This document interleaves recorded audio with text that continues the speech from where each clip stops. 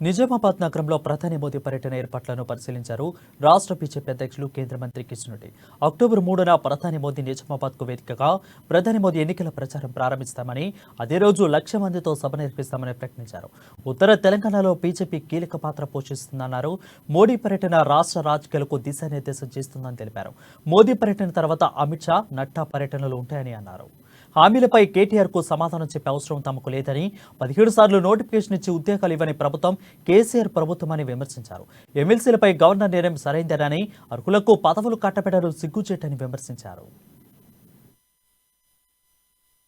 ఇదే గ్రౌండ్ లో జరిగేటువంటి బహిరంగ సభలో ప్రసంగించాలని ఇక్కడ ఉన్నటువంటి అధికారులు, భారతీయ జనతా పార్టీ జిల్లా నాయకత్వము సూచించడం జరిగింది. ఏదైనప్పటికీ కూడా దాన్ని ప్రధానమంత్రి గారి భద్రతా సిబ్బందితో మాట్లాడిన తర్వాత, స్థానిక పోలీసు అధికారులతో మాట్లాడిన తర్వాత తుది నిర్ణయం తీసుకుంటాము.